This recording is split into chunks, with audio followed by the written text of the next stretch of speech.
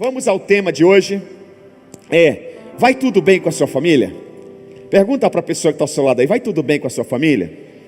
Abra sua Bíblia em 2º livro dos Reis, capítulo de número 4, segundo livro dos Reis, capítulo de número 4, versículos 8 ao 37. Isso é importante se anotar. Anote a referência. 2 Reis, capítulo de número 4, versículo 8 em diante. Nós vamos ler alguns versículos até o 37. Podemos começar? Amém? Quem quer ouvir a palavra de Deus? Diz assim a palavra de Deus: certo dia, Eliseu foi a Sunem, onde uma mulher rica insistiu que ele fosse tomar uma refeição em sua casa. Depois disso, sempre que passava por ali, ele parava para uma refeição. De modo que ela disse ao marido: sei que esse homem que sempre vem aqui é um santo homem de Deus. Vamos construir lá em cima um quartinho de tijolos e colocar nele uma cama, uma mesa, uma cadeira e uma lamparina para ele. Assim, sempre que nos visitar, ele poderá ocupá-lo. Um dia, quando Eliseu chegou, subiu ao seu quarto e deitou-se. Ele mandou o seu servo Geazi chamar a sunamita. Então ele a chamou, e quando ela veio, Eliseu mandou que Geazi dissesse a ela: você teve todo este trabalho por nossa causa, o que podemos fazer por você? Quer que eu interceda por você junto ao rei, ao comandante do exército? Ela respondeu: estou bem entre a minha própria gente. Diga comigo: estou bem entre a minha própria gente. Essa minha gente é minha família. Diga: eu estou bem entre a minha própria família. Fala assim para o irmão: não tem nenhum BO. Pela fé não tem. Pela fé não tem. Amém?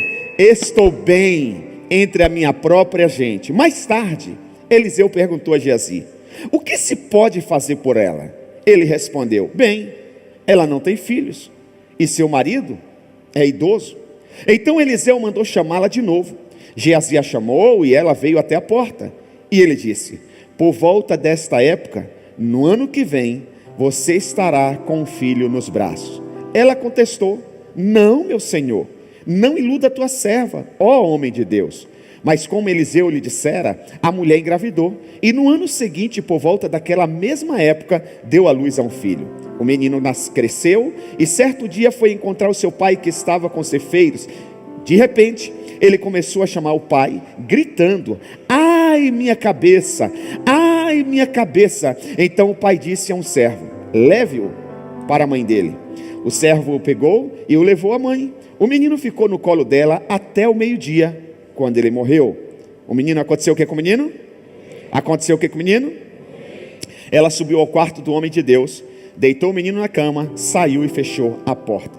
Ela chamou o marido e disse: preciso de um servo e uma jumenta para ir falar com o homem de Deus. Vou e volto depressa. Ele perguntou: mas por que hoje? Não é lua nova, nem sábado? Ela respondeu: não se preocupe. Ela mandou selar a jumenta e disse ao servo: vamos rápido, só pare quando eu... Vamos rápido, só pare quando eu... Isso tem a ver com foco, com determinação, com missão e com visão. Vamos rápido, só pare quando eu... Diga: eu não vou parar, eu não vou perder tempo, eu vou até o meu destino que Deus preparou para mim. Assim ela partiu para encontrar-se com o homem de Deus no Monte Carmelo. Quando ele a viu à distância, disse ao seu servo Geazi: olhe, é a sunamita. Corra ao encontro dela e lhe pergunte: está tudo bem com você? Tudo bem com seu marido e com seu filho? Ela respondeu a Geazi: está tudo? Ela respondeu o quê? Não, forte. Ela respondeu o quê? Ao encontrar o homem de Deus no monte, ela se abraçou aos seus pés. Geazi veio para afastá-la, mas o homem de Deus lhe disse: deixe-a em paz, ela está muito angustiada, mas o Senhor não me revelou e escondeu de mim a razão de sua angústia. Disse a mulher: acaso eu te pedi um filho, meu senhor? Não te disse para não me dar falsas esperanças? Então Eliseu disse a Geazi: ponha a capa por dentro do cinto, pegue o cajado e corra. Se você encontrar alguém, não cumprimente, e se alguém o cumprimentar, não responda. Quando lá chegar, ponha o meu cajado sobre o rosto do menino. Mas a mãe do menino disse: juro pelo nome do Senhor e por tua vida, que se ficares, não irei. Então ele foi com ela. Geazi chegou primeiro e pôs o cajado sobre o rosto do menino, mas ele não falou e nem reagiu. Então Geazi voltou para encontrar-se com Eliseu e lhe disse: o menino não voltou a si. Quando Eliseu chegou à casa, lá estava o menino morto. Estendido na cama. Ele entrou, fechou a porta e orou ao Senhor. Então deitou-se sobre o menino, boca a boca, olho com os olhos, mão com mãos. Enquanto se debruçava sobre ele, o corpo do menino foi se aquecendo. Diga glória a Deus. Aleluia. Aleluia, meu Deus. Enquanto se debruçava sobre ele, o corpo do menino foi o quê? Se aquecendo. Eliseu levantou-se e começou a andar pelo quarto. Depois subiu na cama e debruçou mais uma vez sobre ele. O menino espirrou 7 vezes e abriu os olhos. Eliseu chamou Geazi e o mandou chamar Sunamita, e ele obedeceu. Quando ela chegou, Eliseu disse: pegue o seu e não seu cadáver, pegue o seu filho. Ela entrou, prostrou-se aos seus pés, curvando-se até o chão. Então pegou o filho e saiu. Feche os seus olhos, coloque a mão sobre o seu coração e diga: Deus, fala comigo, eu preciso ouvir a sua voz. Eterno, usa-me com poder e glória, em nome de Jesus, amém e amém. A minha pergunta para você hoje é: vai tudo bem com a sua família? Uma pergunta: vai tudo bem com a sua família? Eu quero refletir com você sobre essa mulher que valoriza o homem de Deus. Essa mulher, preste atenção, ela valoriza o homem de Deus. Olha o que essa mulher disse para esse homem de Deus: que ela não precisava de nada, que ia tudo bem entre a sua gente. Essa mulher não tenta ajudar o homem de Deus, não faz um quartinho de Deus porque ela quer tirar proveito do homem de Deus, mas porque ela reconhece que existe a unção que aquele homem carrega, uma unção diferenciada. Ela sabe que aquele homem de Deus, ela sabe, essa é uma mulher que sabe honrar pastores, que sabe honrar o reino de Deus, uma mulher que ama o reino de Deus. Essa é uma mulher que revela a grandeza. No versículo 13, o Eliseu diz: o que podemos fazer por você? Quer que eu interceda junto ao rei, ao comandante do exército? Ela respondeu: estou bem entre a minha própria gente. Eliseu entendia que essa mulher tinha processos altíssimos na justiça. Eliseu sabia que essa mulher tinha patrimônios que às vezes precisava da intercessão, da intervenção de uma autoridade. Quando Eliseu diz: eu posso interceder junto ao rei ou ao comandante, ele está falando de coisas grandes. Uma propriedade talvez que precisa ser desapropriada, um terreno que precisa ser legalizado, um imóvel talvez que foi tombado e precisa de uma reforma, um acesso talvez ao primeiro-ministro. Eliseu sabe que essa mulher é uma mulher de muita posse, é uma mulher de muita riqueza, mas ela não tira proveito do homem de Deus, mas ela diz assim: não, eu estou bem entre a minha própria gente. Preste atenção, meus irmãos. Se você me perguntar agora: pastor, está tudo bem com o senhor? Está tudo bem com a sua família? Eu vou ser bem sincero com você. Eu vou responder: está tudo bem. Mas de fato, nunca está tudo 100%. Sempre tem alguma coisa a melhorar. Ainda tem algo que eu posso fazer pela minha família que eu ainda não fiz. Eu ainda preciso melhorar em alguma área da minha vida, como pai, como marido, como filho, como irmão, como primo. Então, na verdade, eu respondo: está bem, mas de fato não está 100%, nunca está tudo 100%. Essa mulher, ela não tinha filho, ela era considerada pela sociedade da época uma pessoa maldita, porque naquela época, uma mulher que não poderia gerar filhos, que não tinha filhos, era considerada uma pessoa maldita. Mas essa mulher não dá ouvido para a sociedade. Essa mulher, ela não se prende à sua esterilidade. Essa mulher não se prende à velhice do homem. Essa mulher não se prende à voz que a sociedade está dizendo: ixi, ela não tem filho. A irmã dela tem, a prima dela tem, a amiga dela tem. No rol de amizades, ela tem muito dinheiro, mas não tem filho. Ela tem dinheiro, mas não tem a bênção. Essa mulher não estava nem aí. Essa mulher, ela decidiu ser feliz. Essa mulher decidiu o quê? Ser feliz. Primeiro tópico, anote: decida ser feliz. Decida ser feliz. Essa mulher decidiu ser feliz. Ela deixa bem claro que conseguiu superar o que não tem. Ela deixa claro o quê? Que decidiu superar o que não tem. Eu disse agora há pouco que essa época do ano é uma fase que muita gente celebra, mas uma fase que muita gente murmura. É uma fase que muita gente reclama. É uma fase que muita gente entra em depressão. É uma fase também, é uma época do ano que muita gente entra na síndrome do pânico, na crise de ansiedade, porque olha para trás, viu quantos meses se passaram, quantas oportunidades foram perdidas, quantos desejos ela tinha para alcançar e não alcançou.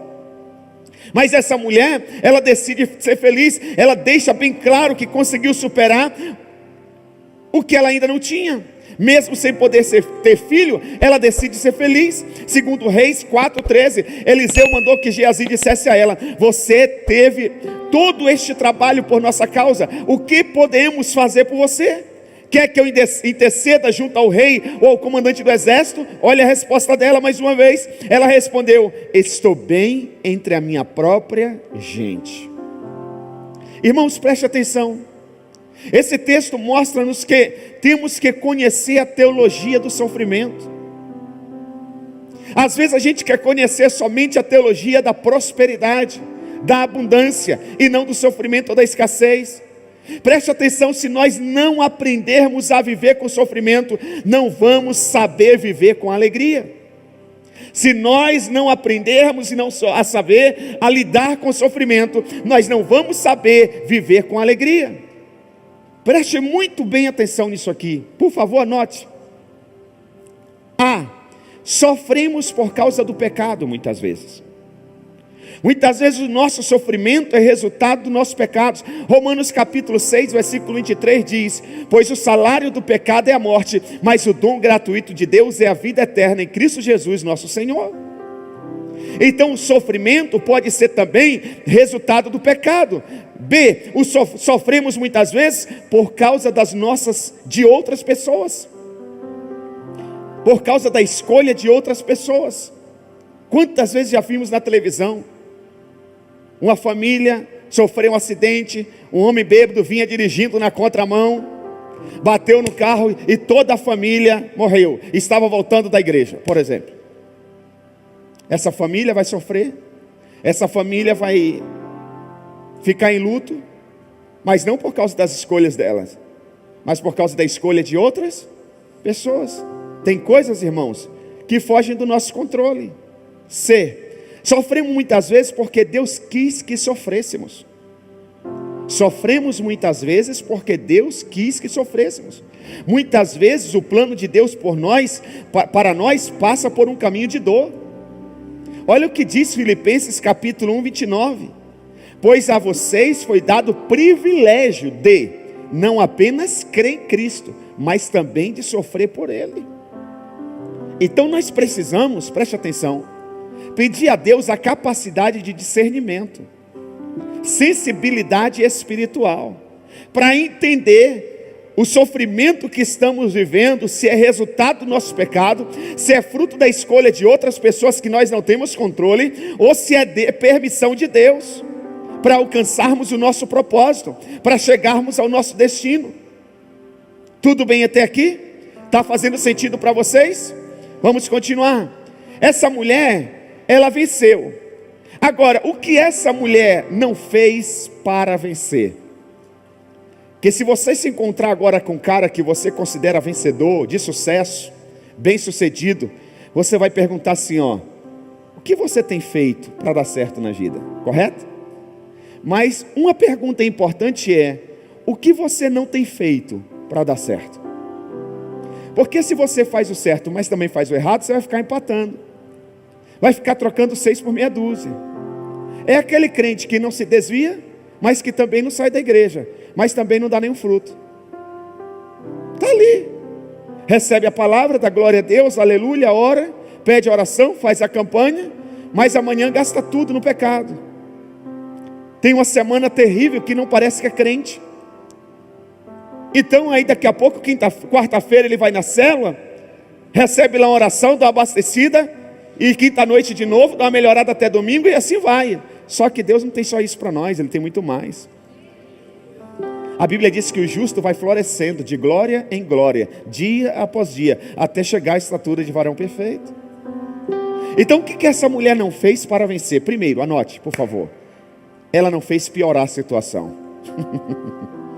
Porque tem gente que a coisa já está ruim, e ele ainda piora. Tem hora que quando você não sabe o que fazer, a melhor coisa é não fazer nada.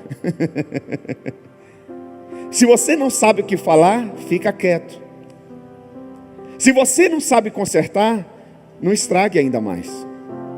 Então essa mulher, ela decidiu, ela não fez piorar a situação. Essa mulher, ela não se entregou à dor. Porque tem gente que a dor é isso aqui, ele faz isso aqui. A dor é uma gota de água no copo, ele transforma na tempestade. Você está entendendo? Então tem gente que tem prazer, por falta de sabedoria muitas vezes, de piorar a situação, de se entregar à dor. Eu conheço algumas irmãs, alguns irmãos aqui na igreja, que quantas vezes sobe aqui nessa plataforma para adorar a Deus, para pregar, para ministrar, para dirigir uma reunião com dor. Está aqui a Jaque. Eu não vi o Aldo murmurar, reclamar um dia, tanto na época da Covid como agora. Eu não vi a Jaque, a gente ligava, mandava mensagem de fortalecimento, de encorajamento. Quando ela respondia, era a gente que ficava encorajado, a gente que ficava com mais fé. Mas tem gente que pega o problema, já aproveita o problema. É igual o cara que vai doar sangue e ainda dá para trabalhar, mas ele aproveita que foi doar sangue e já fica em casa o dia todo.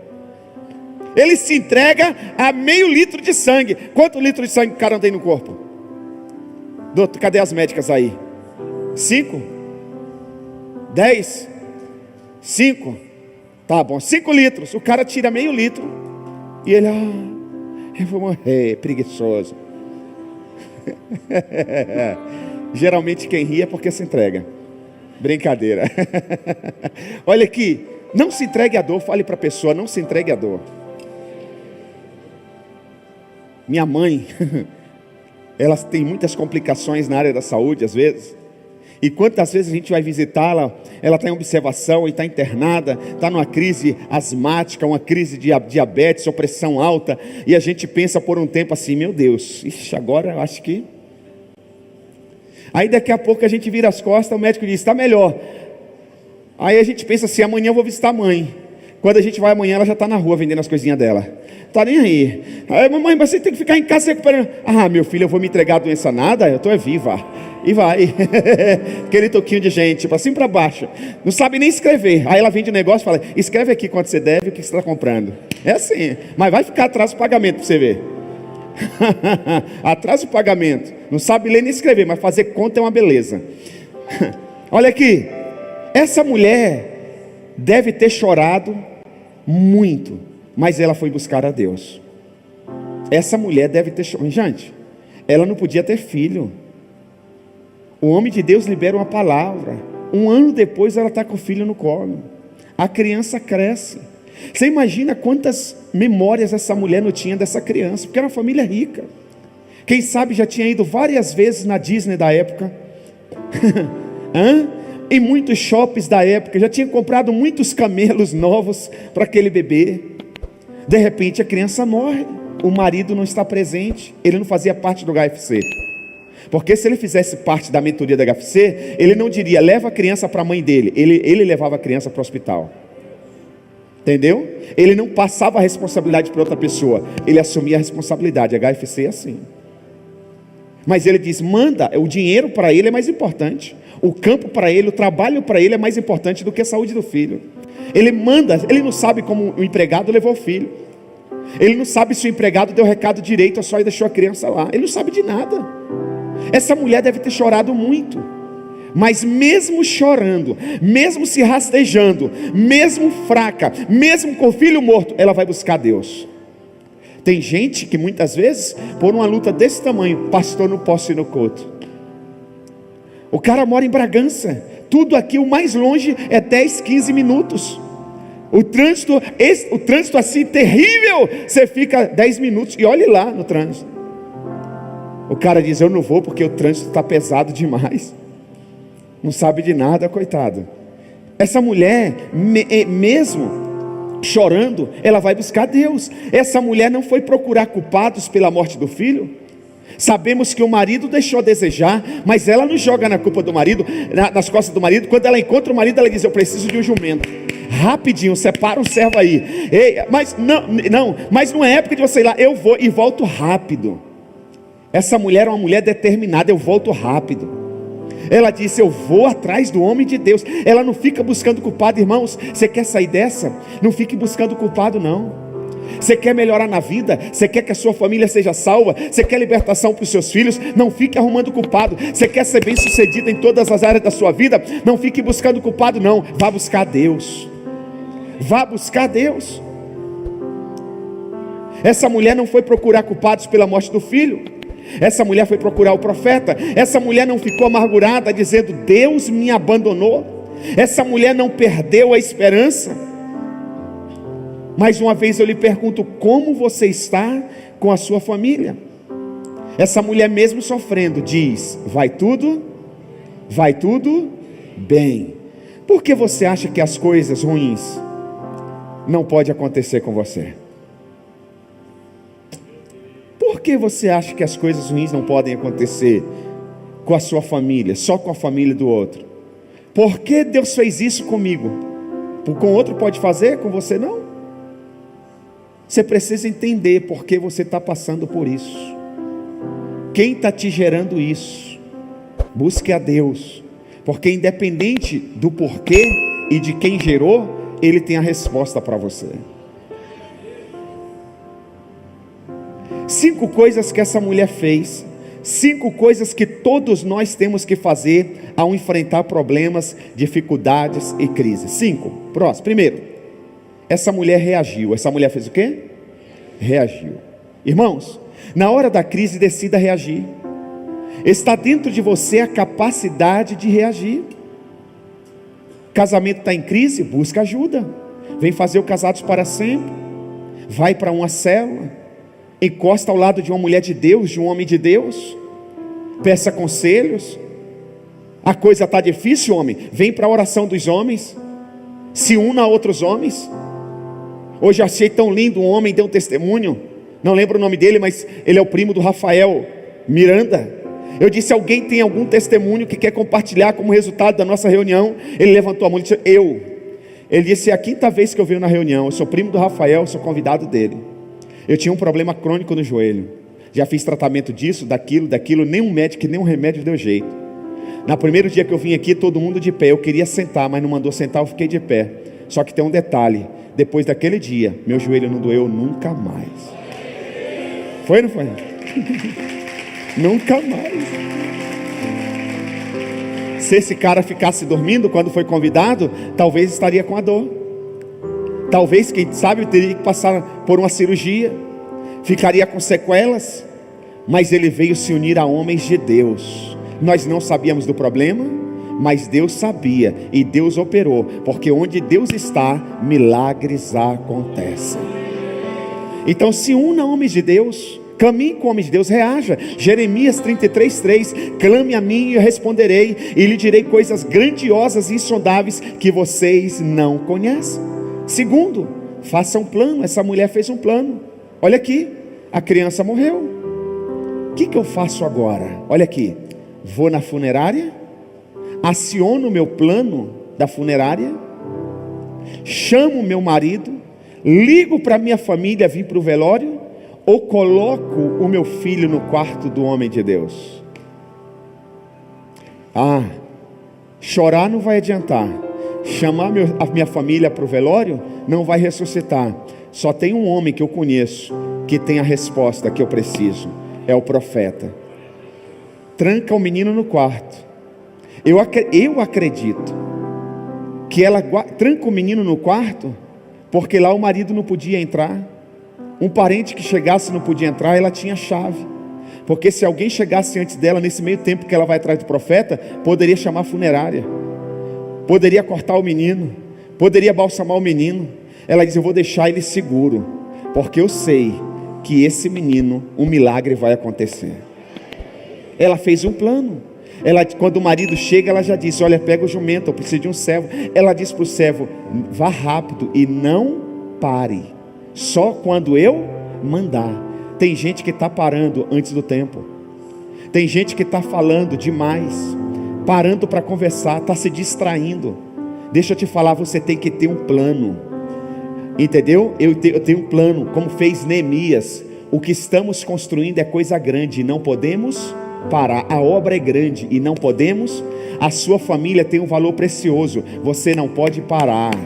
A salvação da sua alma, dos seus filhos, do seu marido, da sua esposa, tem um valor inestimável, você não pode parar. A obra é grande, o inimigo não está de brincadeira. O Satanás quer a nossa família, quer a nossa alma, ele quer a nossa eternidade. Nós não podemos parar, nós temos que ter um plano. Segundo Reis 4:21, ela subiu ao quarto do homem de Deus, deitou o menino na cama, saiu e fechou a porta.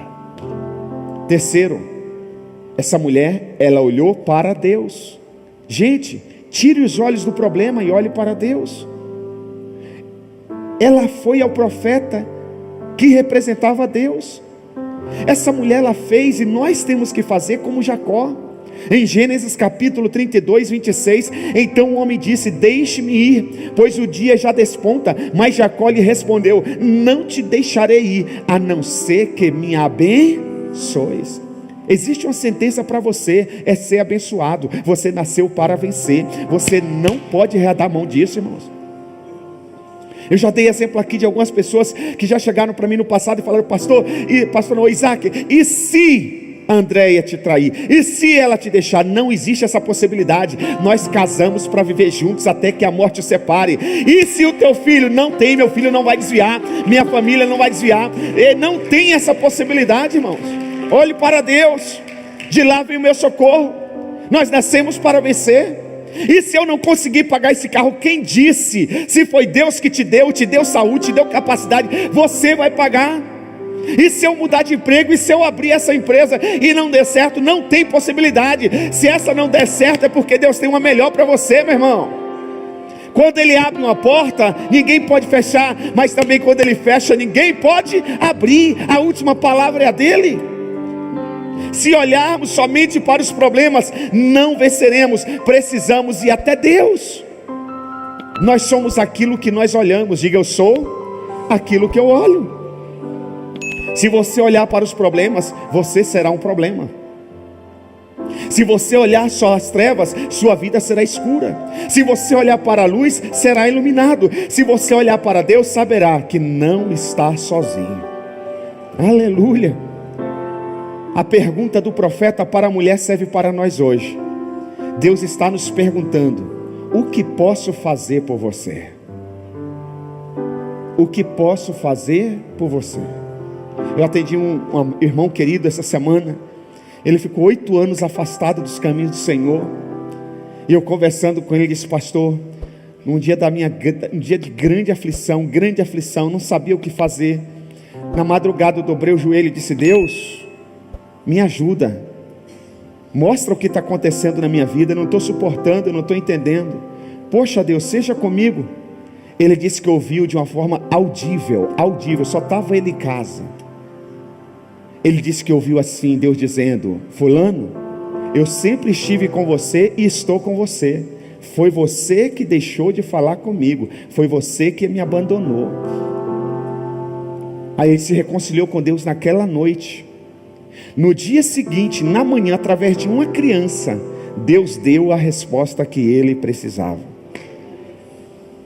Então preste atenção. Você precisa olhar para Deus, precisa perguntar. Deus quer te responder. O que podemos fazer por você? Perguntou Eliseu. Quer que eu interceda por você junto ao rei ou ao comandante do exército? Quarto, essa mulher, ela procurou ajuda. Irmãos e irmãs, procure alguém que pode te ajudar, não fique sozinho. Deixa eu te falar aqui, por favor, ouça. Você sozinho se torna presa fácil para o diabo. Você sozinho se torna presa fácil para o diabo. Tem um irmão aqui no auditório que há 2 domingos atrás, no final da oração do HFC, ele me procurou ali, ele disse: pastor, muito obrigado. Falei: por quê? Ele disse: sexta-feira eu estava com um plano. Eu disse: qual o plano? De matar 2 pessoas e acabar com a minha vida. E eu vim para a oração hoje, dizendo que se eu não tivesse resposta, eu ia executar o plano. Mas Deus respondeu que Ele tem o melhor para mim. Eu não vou fazer. E ele está aqui no culto, está buscando. Aí a última vez que eu falei com ele, semana passada, eu disse assim: e aí, está melhorando? Ele disse: já melhorou. Aleluia. Já melhorou. Glória a Deus. Mas sabe o que ele fez? Veio buscar ajuda. Na hora que a gente disse: quem precisa de oração aqui? Ele foi o primeiro a ajoelhar. Ele buscou a Deus, ele pediu ajuda. Terminou a reunião, ele não ficou conversando ali, ele não foi embora rápido, fez amizade. Busque ajuda, procure alguém que pode te ajudar. Segundo Reis 4:25, assim ela partiu para encontrar-se com o homem de Deus no Monte Carmelo. Quando ele a viu à distância, disse ao seu servo: olhe, é a sunamita. Procure ajuda, que Deus vai fazer por você. Quinto e último, ore. Ore pela sua família, ore pela porta de emprego, ore pela paz na sua casa. Ore, ore, ore, ore, ore, ore, ore. Tem um irmão que está no processo de libertação, e ele deu testemunho aqui domingo passado. Ele disse assim: eu quero agradecer a Deus, porque depois que eu vim para essa reunião dos homens e estou indo na sala de oração orar, domingo passado ele disse: eu já estou no 21º dia sem usar droga. Essa semana ele colocou determinado dia aí no grupo dos homens, ele disse assim: estou no 27º dia sem droga, e vai viver sem droga até Jesus voltar.